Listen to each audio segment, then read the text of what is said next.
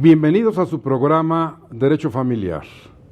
Como siempre, acudimos a esta cita con ustedes acompañados de los más distinguidos maestros e investigadores de la Universidad Nacional Autónoma de México y hoy especialmente, por el tema que vamos a tratar, tenemos el privilegio de que también nos acompañe el maestro Adrián Rentería Díaz, quien es actualmente profesor de Filosofía del Derecho en la Universidad de Insubria en Italia.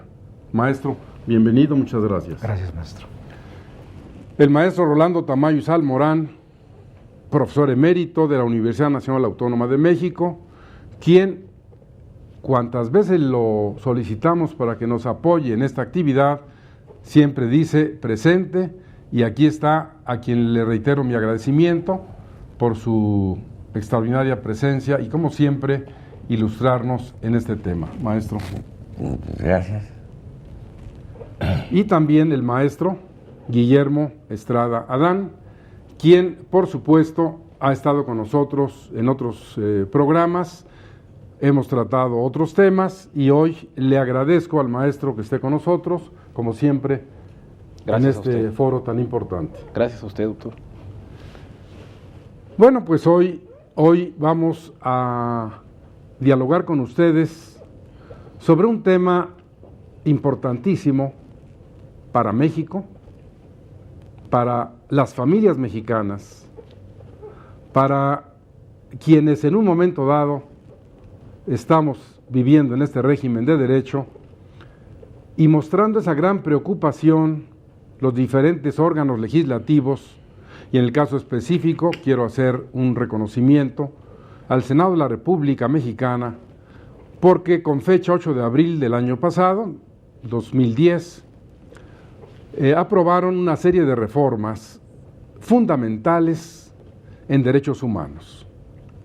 Estas reformas incluyeron los artículos 1, 13, 15, 18, 29, 33, 89 y 102 de la Constitución, lo que obviamente nos coloca en una posición privilegiada porque se nota esa preocupación, esa querer ayudar a la familia, a los mexicanos, y esto que aparentemente por los años 90, siendo presidente Salinas de Gortari, se inició en México esta cuestión de los derechos humanos, hoy, con este reconocimiento como garantías constitucionales, nosotros los mexicanos debemos estar de plácemes porque es fundamental lo que el Senado ha aprobado.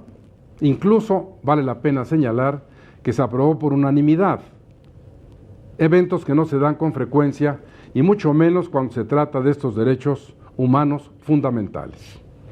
Yo le pediría al maestro Rolando Tamayo Salmorán que nos hiciera, como siempre, una remembranza, un cuadro de referencia, los orígenes de estos mismos derechos, en que, bueno, hoy decimos que son como nuevos, pero van ustedes a escuchar desde cuándo y cómo siempre, aunque sea con otros nombres, han estado presentes en el ánimo y en las diferentes leyes que se han dado. Maestro, por favor. Muchas gracias. En realidad, podría uno usar una frase de viejos derechos para nuevos humanos.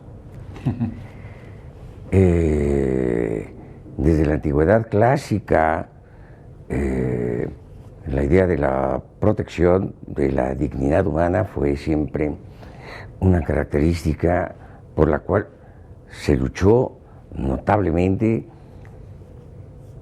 primero dentro de las mismas sociedades, después cuando las sociedades fueron aglutinadas, tuvo que haber una especie de lucha para que se pudiera homogeneizar las sociedades que, por razones muy propias a la historia, primero fueron conquistadas, en otras ocasiones fueron un crecimiento natural.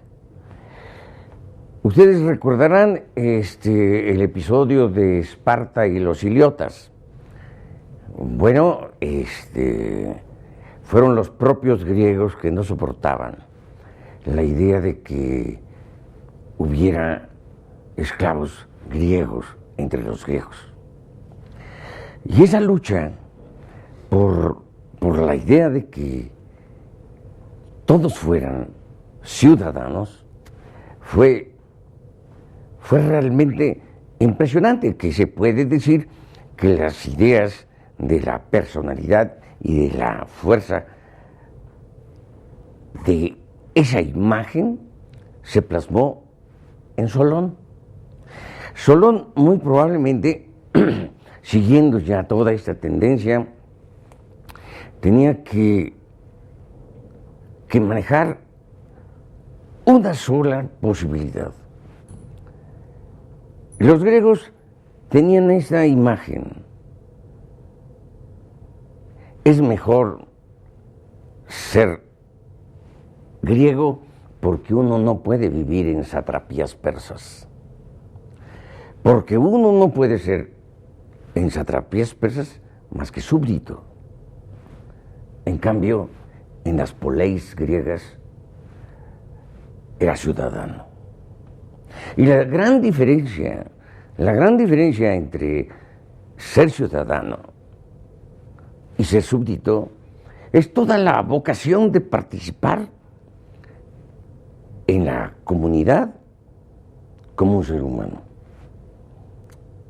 tratado como un ser humano y tener aspiraciones de este tipo.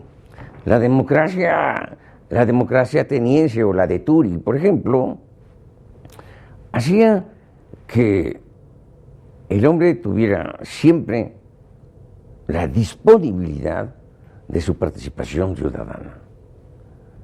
Entonces, es muy extraño, como decía el profesor Huitrón, muy probablemente con otras palabras. Era notable que la palabra derechos no se aplicaba a la persona en un sentido de reclamo personal. Su dignidad estaba envuelta en la ciudadanía, en ser ciudadano ateniense, es decir, bueno, y así sucedió en Roma.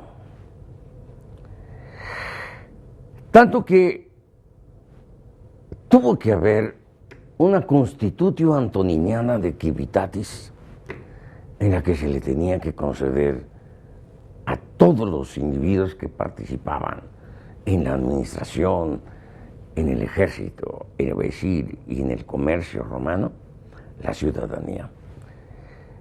Pero era especial esa idea de ciudadanía. Antes de ser ciudadano, tiene que haber ciudad, tiene que haber municipio. Entonces, el municipium es la única posibilidad de que albergue ciudadanos. Si no hubiera habido, por ejemplo, colonia genitiva Julia, no podía haber ciudadanos, porque no hay ciudadanos en los bosques, en las montañas, en los linderos de los estados, sino únicamente puede haber ciudadanos en las polis. Es decir, la palabra derecho ya para reclamar o hacer prédicas social humanitarias de igualdad y solidaridad es más tardío, pero ciertamente la idea de lo que ahora podemos llamar derechos humanos existió envuelta en la imagen de la ciudadanía. Entonces, con lo que señala el maestro Tamayo, nosotros podemos ubicarnos en que, como él bien dice, ser ciudadano era tan importante que en ese momento estaban los derechos. México, ser ciudadano, y cuando hoy dice la Constitución, derechos humanos fundamentales, derechos subjetivos que tienen las personas, pero ahora con un rango constitucional, es fundamental. En este sentido, yo le preguntaría al maestro Guillermo Estrada, desde el punto de vista de lo que él maneja en su disciplina fundamentalmente, ¿hasta dónde vamos a poder llegar, por ejemplo, en las convenciones de las cuestiones de los derechos de los niños, cuando ahora ya la Constitución incluso habla de derechos del niño en esa de las reformas, maestro?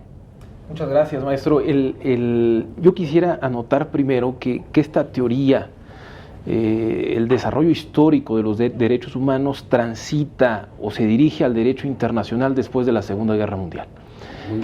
Allí explota, digamos, el derecho internacional de los derechos humanos, pero que no es otra cosa sino seguir la tradición de algo que ya había aparecido en las constituciones internas, por supuesto, ¿no? Como derecho interno. Una vez aparecido este derecho internacional de los derechos humanos, como ahora se le denomina, México con esta reforma no hace sino seguir una tradición latinoamericana, específicamente latinoamericana, de igualar tratados internacionales de derechos humanos a la par que las normas constitucionales. No sucede lo mismo en otras, quiero decir, en otros países. Esta sería una tradición latinoamericana. ¿Y cuál es el límite? Y ahora sí contesto a la pregunta específica. Todavía no está escrito el límite, es decir, se han creado las convenciones internacionales, por ejemplo, la Convención Interamericana sobre los Derechos del Niño, que luego ha sido interpretada por la Corte Interamericana de Derechos Humanos, ampliando la extensión que aparece no solamente en el texto, sino en aquello que los jueces de la Corte Interamericana dicen acerca del texto. ¿Hasta dónde vamos a llegar? No está dicho todavía.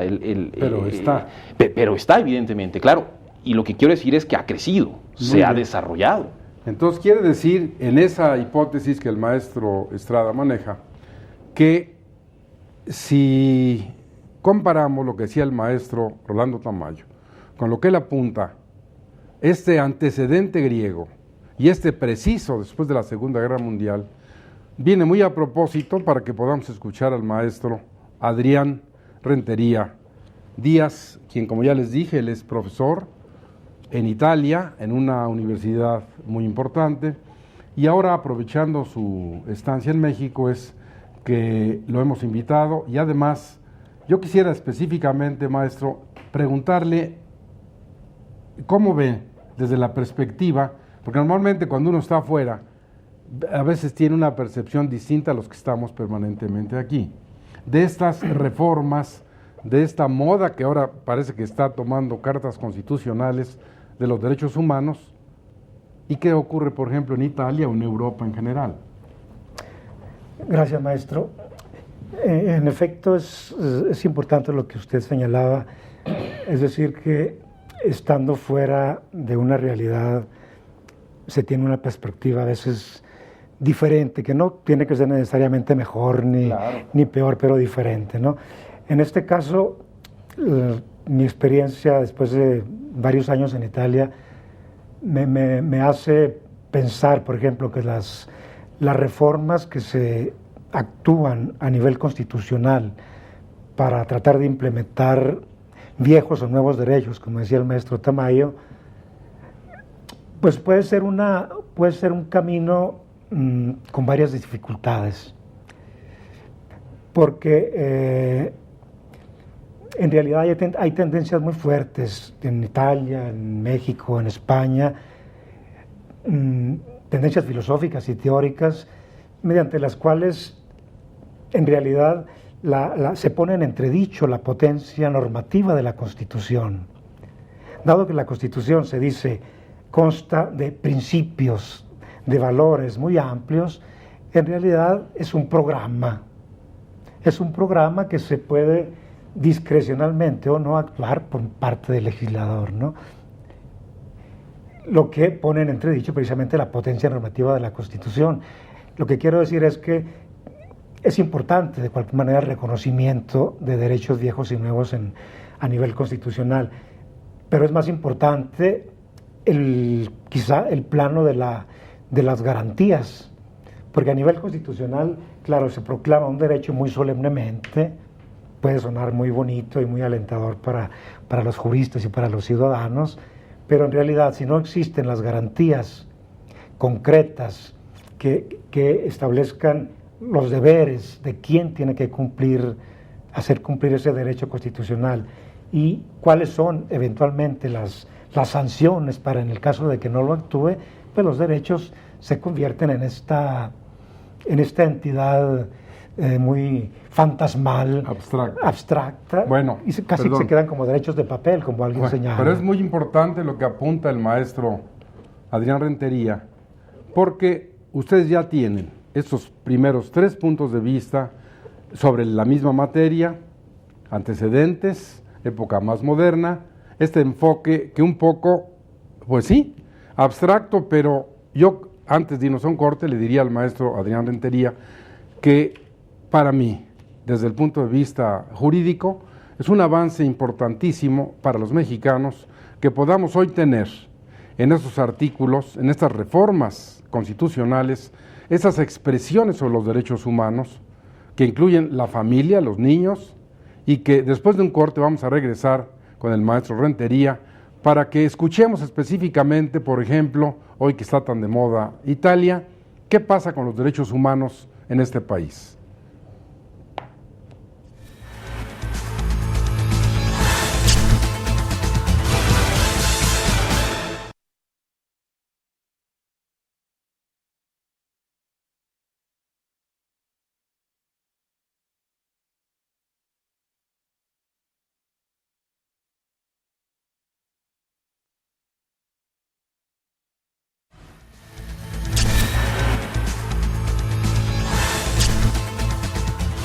Gracias por seguir con nosotros en este programa Derecho Familiar.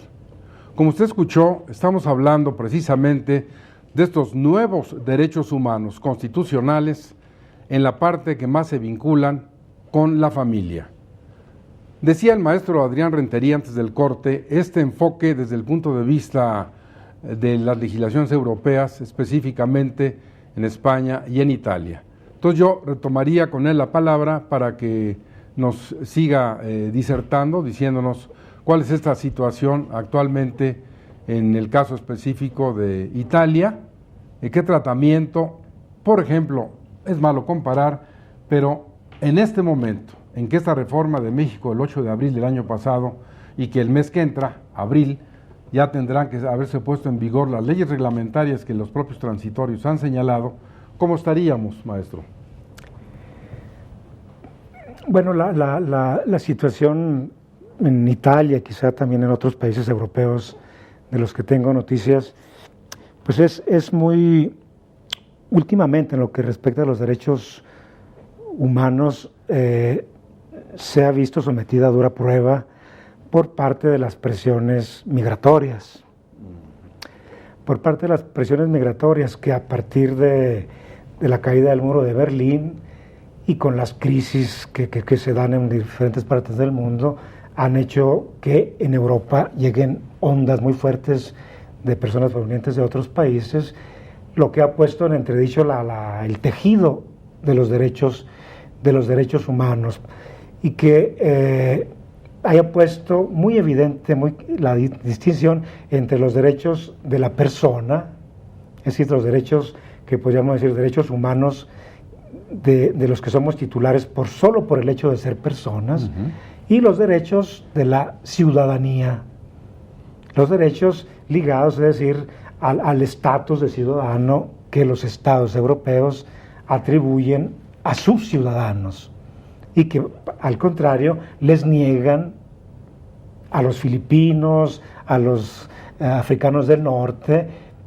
que sí gozan de los derechos de la persona, derechos a las libertades fundamentales, derecho a la vida, a la integridad física, pero no de los derechos de la ciudadanía, derechos como los derechos políticos, por ejemplo. Los derechos políticos, no hay que olvidar que son derechos, podríamos decir, de una generación recientísima, ¿no? Perdón que te interrumpa. En esto, maestro Tamayo, veo algo de lo que apuntaste al principio tan importante.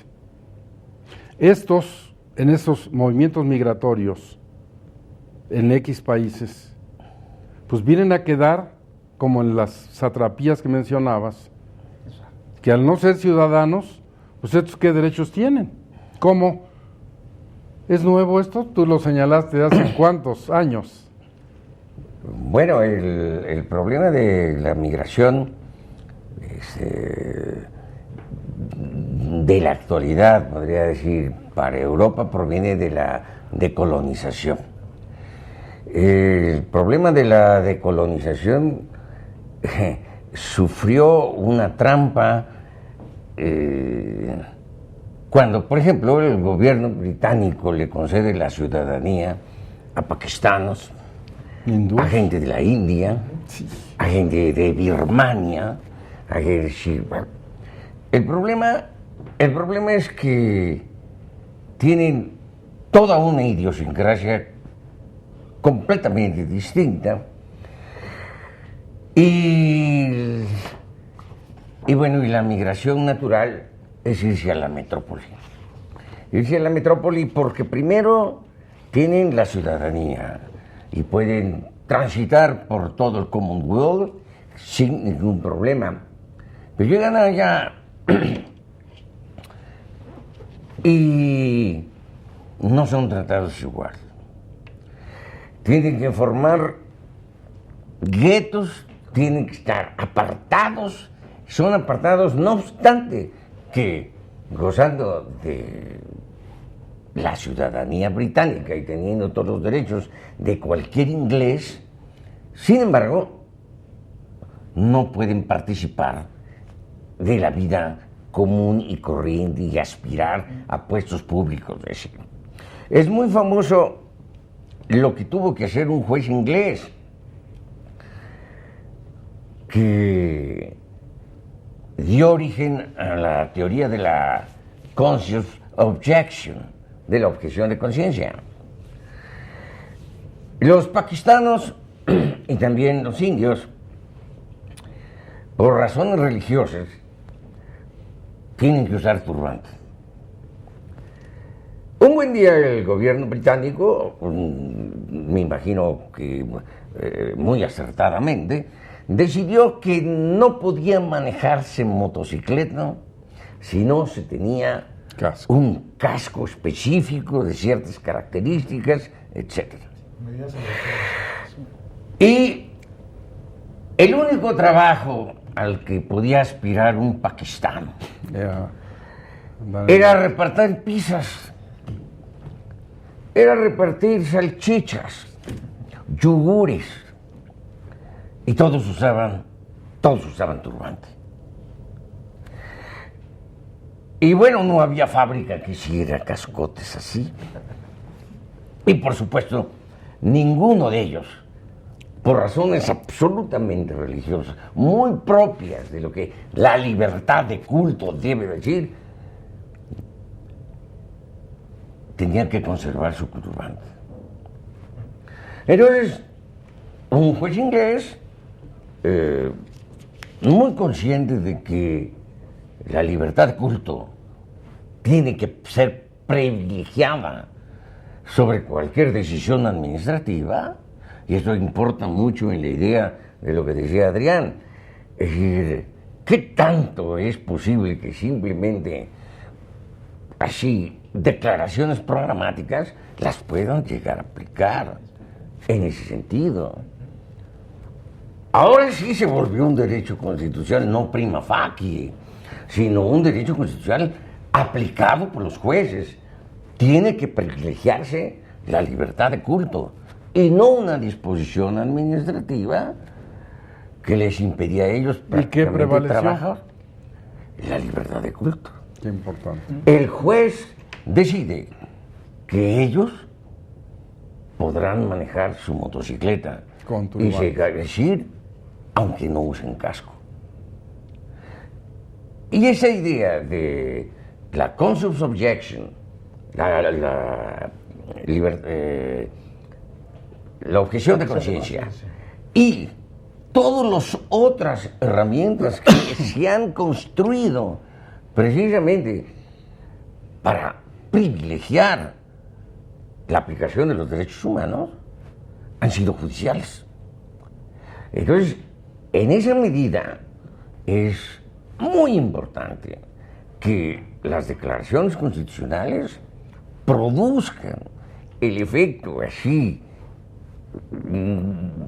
necesario para que entonces se aplique.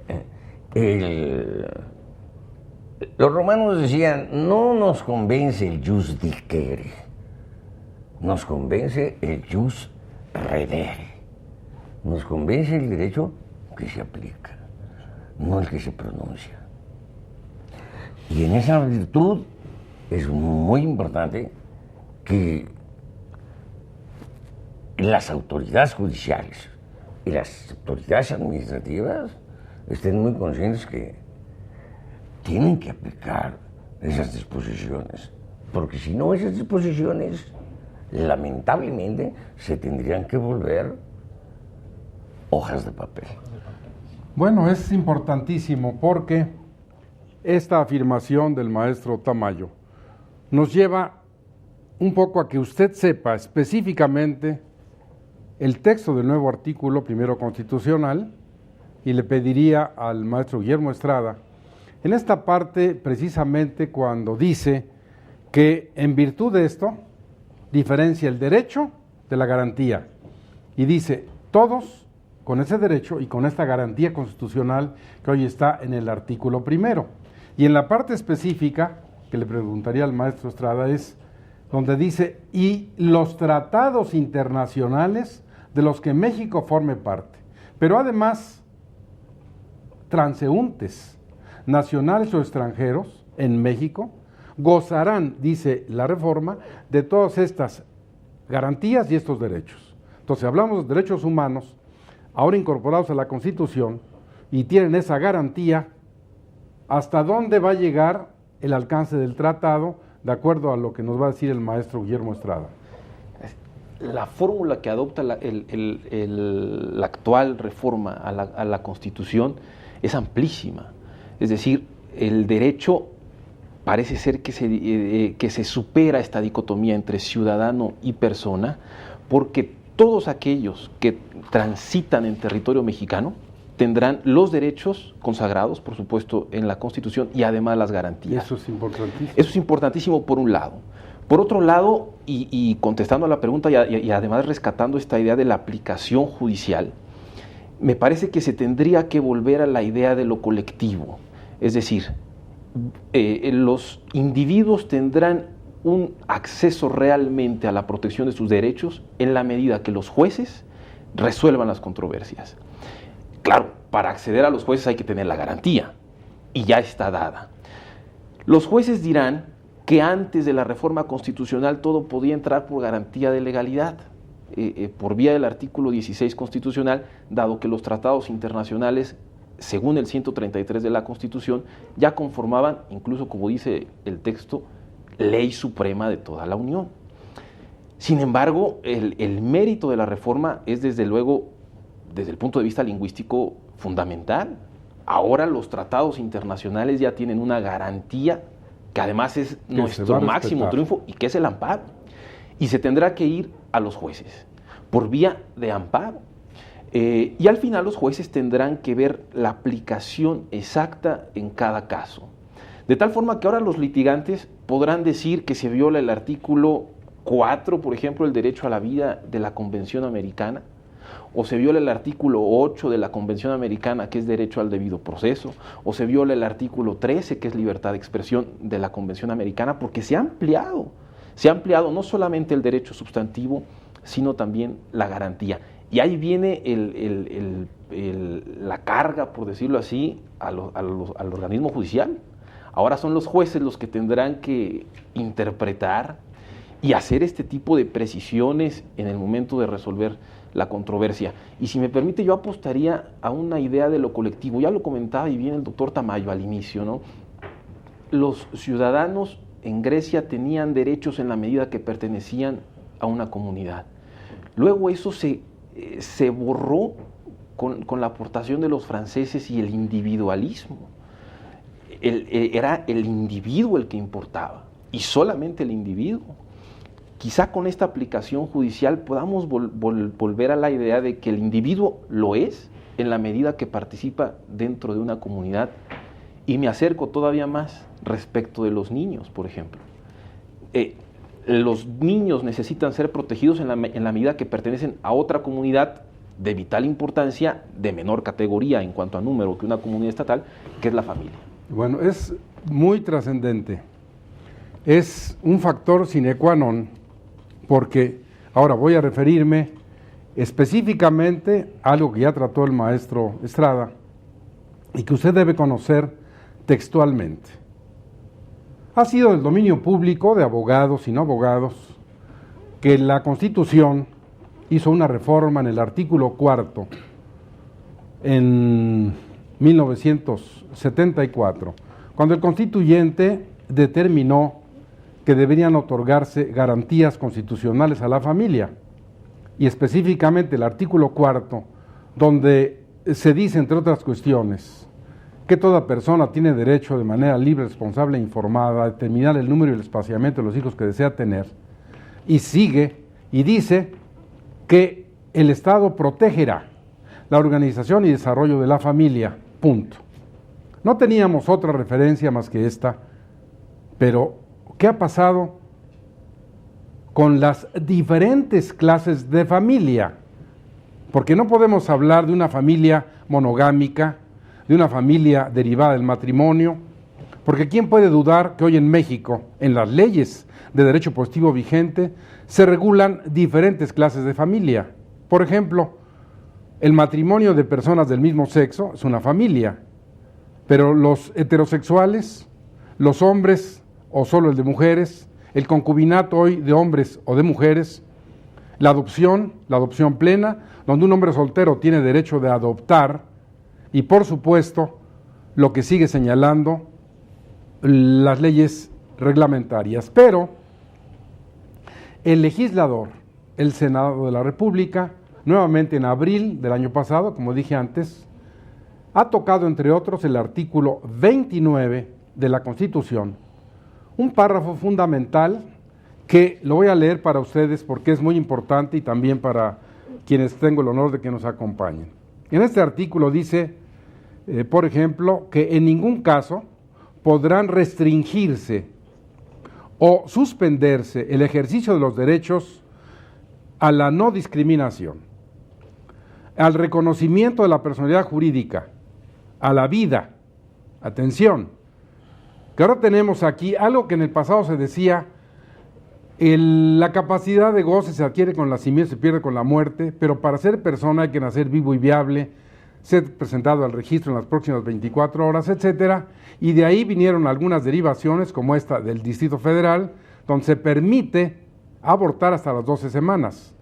Pero ahora tenemos este precepto constitucional que dice a la vida, a la integridad personal, a la protección de la familia, al nombre, a la nacionalidad, los derechos del niño, los derechos políticos, las libertades de pensamiento, conciencia y de religión, el principio de legalidad y retroactividad, la prohibición de la pena de muerte, la prohibición de la esclavitud y la servidumbre, la prohibición de la desaparición forzada y la tortura, y las garantías judiciales indispensables para la protección de tales derechos. Esta es una nueva historia. Esta es una nueva Constitución. Y precisamente vamos a hablarles sobre estos nuevos derechos humanos en la Constitución que se refieren a la familia. ¿Cómo vamos a proteger a la familia? Ya lo dijo aquí el legislador, pero necesitamos hacer las leyes secundarias. ¿Cómo estaremos, maestro Rentería, en relación a esto, por ejemplo, en Europa? Porque usted recordará, y lo debe recordar muy bien, que en el pasado tuvimos tratamientos discriminatorios por parte de la Comunidad Europea, porque nos decían, ustedes no meten las cuestiones de los derechos humanos y siempre las soslayan. Hoy ahí está. ¿Y cómo estamos en relación a Europa? En Europa pues hay situaciones muy diferenciadas de país a país, ¿no? Por ejemplo, en Italia, donde... ¿Entonces la Comunidad Europea no existe? La Comunidad Europea claro, está en un momento crucial en su fase de crecimiento a partir de los primeros tratados de Roma después de la Segunda Guerra Mundial, pero en realidad, como Guillermo sabrá, el proceso da pasos para adelante y pasos para atrás, porque la integración, sobre todo en el proceso de ampliación de la Unión Europea, con la incorporación de nuevos países, hay enormes dificultades para que se logre una homogeneidad en las legislaciones, ¿no? Por ejemplo, el caso de Italia. El caso de Italia es paradigmático, porque en Italia, a partir de finales de la Segunda Guerra Mundial, la Constitución del 48 introduce algunas instituciones constitucionales de garantía o de organización del Estado que, por resistencias del legislador, se tardan años y años en entrar en funciones. Un ejemplo resultante, ¿no? Solamente el divorcio. El divorcio en Italia no existía, estaba prohibido hasta los primeros años 70, cuando algunos partidos radicales... 75 hicieron ya específicamente la reforma del derecho familiar. En el 75 se hace la reforma del derecho familiar, se introduce el divorcio como posibilidad, pero no casualmente, en el mismo 75 se introduce la institución del referéndum, ya prevista por la Constitución del 48, pero que el legislador no tenía ninguna intención de ponerlo en la mesa, porque claro, le podía crear efectos negativos para su actividad como legislador, ¿no?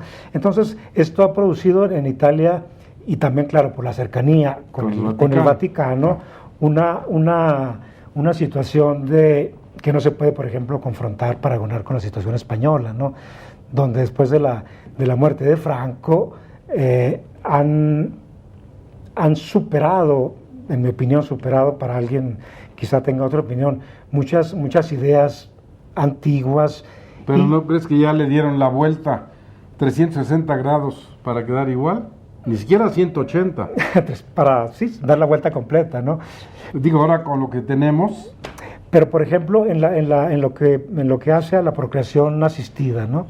La legislación española es una legislación que permitía a muchos ciudadanos europeos, italianos inclusive, acercarse a España para poder tener acceso a medidas médicas, para poder acceder a las técnicas de procreación asistida. ¿Por qué? Porque en Italia, como en otros países, una prohibición completa. Ven ustedes qué importante es esta reflexión, qué importante es tener esos puntos de vista nacionales, internacionales, de juristas tan extraordinarios como los que hoy nos acompañan, y por ello vamos a hacer un corte para brevemente interrumpir esto y regresar para que usted tenga en esta tercera parte del programa la esencia, el sumum de lo que hemos señalado.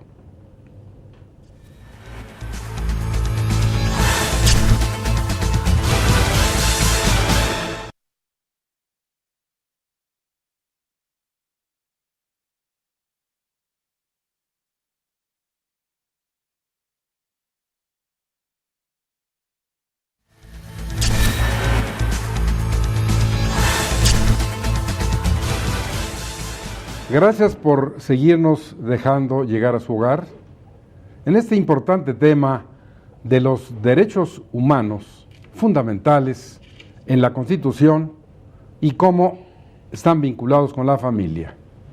Pero tenemos que aprovechar esta presencia del maestro Rentería y precisamente, ¿qué tal si brevemente nos dice cómo está la situación actual del presidente en Italia, de Berlusconi, tan llevado y traído, maestro, así como relacionado con este tema?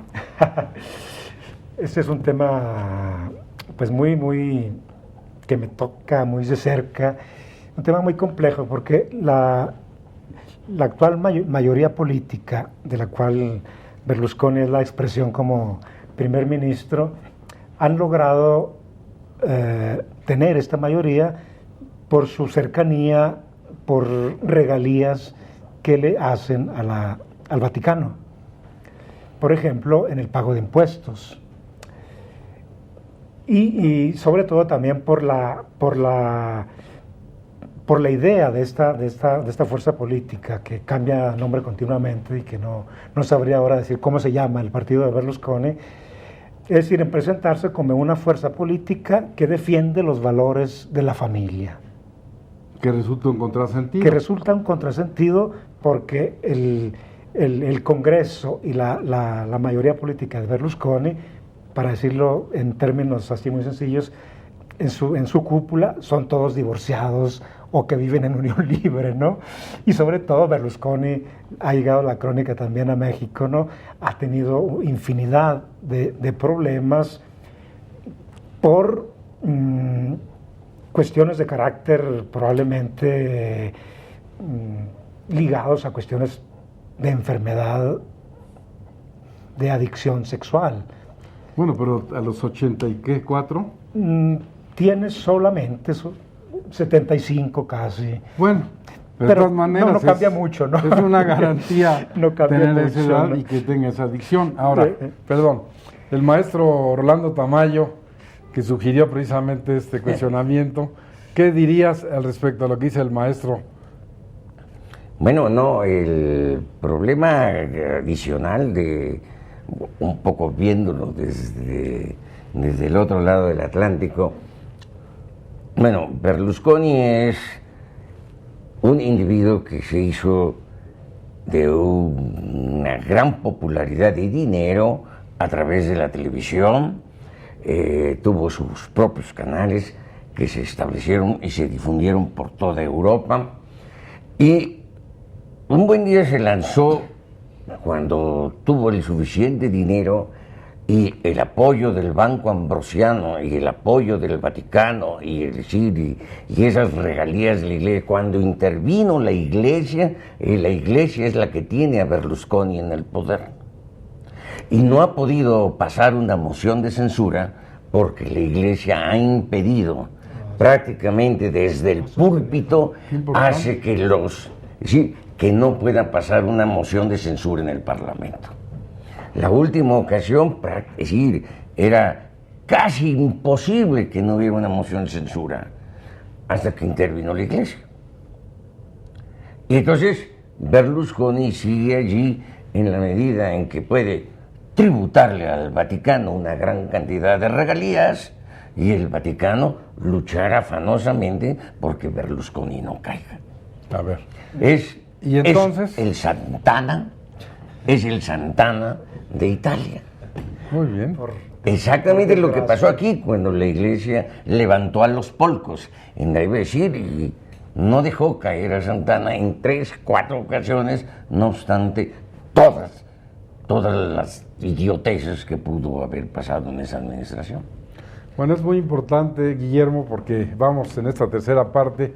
Yo un poco aterrizaría, pues es mi responsabilidad como conductor de este programa, que antes de irnos pudieras a la distinguida teleaudiencia decirles respecto a estas reformas, como ya repetí, del 1, 13, 15, 18, 29, el 33, el 89 y el 102 de la Constitución, ¿qué le podría sugerir a las personas que nos ven respecto a esto, respecto a estos derechos humanos fundamentales? ¿Crees que el Senado actuó correctamente? ¿Cuál es tu opinión en ese sentido? Bueno, por supuesto creo que se ha actuado en beneficio al final de las personas. Los mayores beneficiados deben ser, y aquí llegamos al terreno del deber ser, los individuos. O sea, las personas, pero como parte de una familia.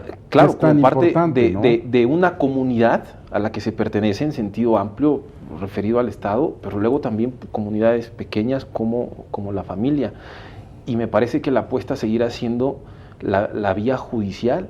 Afortunadamente en el caso Berlusconi, déjeme decirlo, están los jueces, ¿no? Y los jueces se han mostrado independientes a la ¿Cuál crees tú que va a ser el desenlace? No, yo espero que Berlusconi en abril sea juzgado por 3 mujeres además. Menores. Por 3 jueces en el circuito de Milán, por cierto, ¿no? Es decir, está llegando el asunto a la jurisdicción que ya tiene una determinada historia en donde los jueces italianos y el gobierno de Berlusconi no han tenido una relación muy estrecha. Entonces, por supuesto, esperamos que sea juzgado. si no es que en este mes pasa alguna cosa. Lo mismo debe suceder en el caso de México. Al final la aplicación exacta, precisa, se le debe encargar a los jueces. Me parece que el órgano legislativo está haciendo su trabajo, vienen las reformas en los congresos, es decir, viene la aprobación de las reformas en los congresos locales para que se llegue al número establecido por la Constitución en esta reforma constitucional, y luego la tarea va a ser de los litigantes, en principio, para forzar, si se me permite la expresión, a los jueces que se pronuncien sobre este nuevo alcance en estos derechos que han sido reformados. Y al final el beneficio tendrá que ser para los individuos que pertenecen a una comunidad. Bueno, esto que dice Guillermo es fundamental. Me hace recordar en la antigüedad palabras del maestro Ignacio Burgoa, que en paz descanse, y que él siempre decía: el gobierno de los jueces es lo fundamental para la democracia, lo fundamental para el bienestar y desarrollo de una familia. Yo le pediría al maestro Rentería, igual como una conclusión, con el privilegio de que tuvimos de escucharlo hoy aquí, ¿qué nos puede decir respecto a estas reformas tan importantes para México? Que bien, ahí están, y como lo subrayaba Guillermo Estrada, es una labor fundamental para los jueces. ¿Qué le puedes decir a la gente, por favor? Yo creo que es muy importante, como ya subrayaba Guillermo, el hecho de que el derecho, se me perdona el juego de palabras, para que pase de ser un mero papel a su aplicación concreta de garantía, de protección del ciudadano, de la persona, para que se mantenga la comunidad política, el Estado, pasa necesariamente por la actividad jurisdiccional. Y pasa, a mi juicio, por una actividad jurisdiccional independiente y autónoma. Por una actividad, es decir, de una persona que ocupa un puesto de alta responsabilidad en cualquier nivel de la jurisdicción.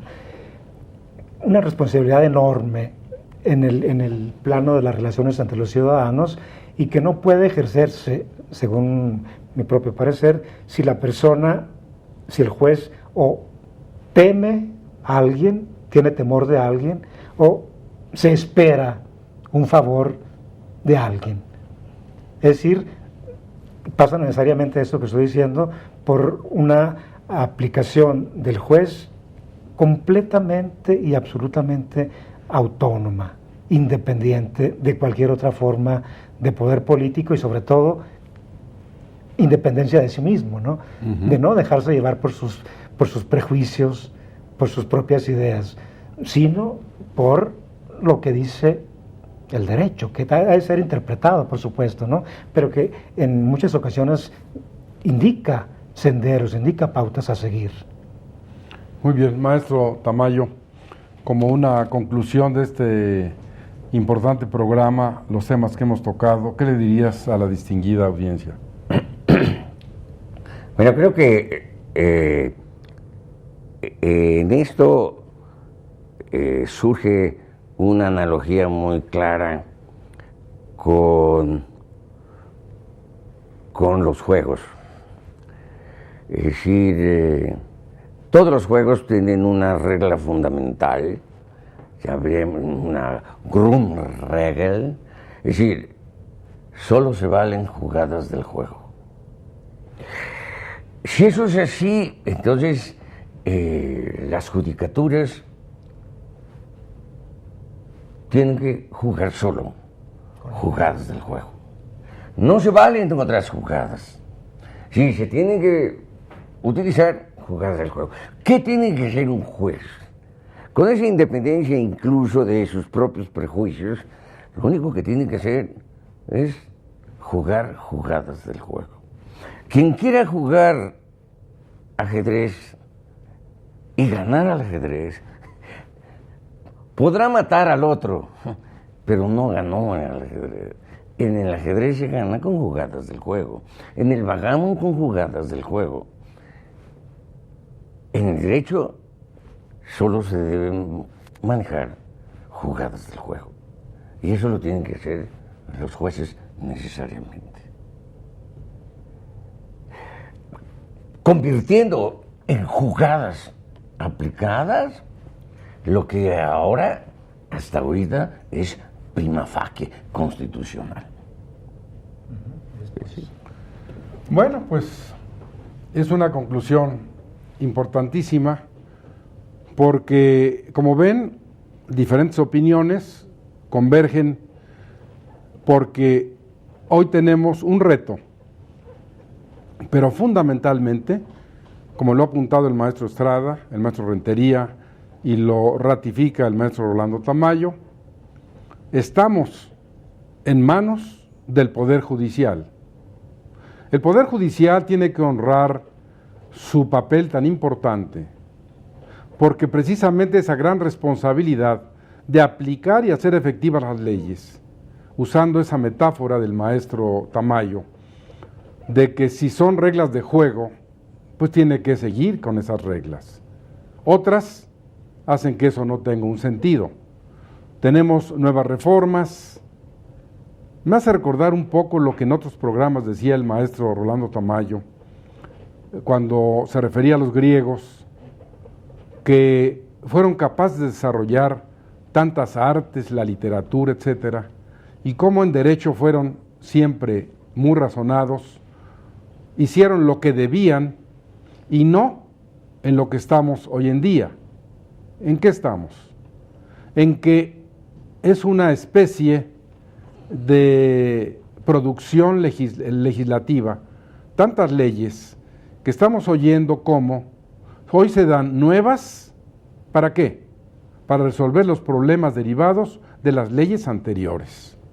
Y estas de las anteriores. Y entonces, si los señores jueces no le ponen un alto aquí, como recientemente acaba de ocurrir con un caso sonado, en que, bueno, si son reglas de juego y al juez no se le dan los elementos para que lo pueda consignar, no puede en un momento dado decir, como soy el juez, aunque el otro se haya equivocado, lo voy a meter a la cárcel. Por eso tenemos un sistema jurídico de derechos y garantías. Y los jueces son fundamentales, es decir, son quienes deben, fíjese la palabra, imperativo de Hans Kelsen, deben gobernar. Ahí está el poder legislativo, el poder ejecutivo, pero los jueces tienen en su mano devolvernos la seguridad, devolvernos la tranquilidad, recuperar el Estado de Derecho, que está tan vilipendiado en nuestro país y que desgraciadamente no lo vemos que exista por ninguna parte.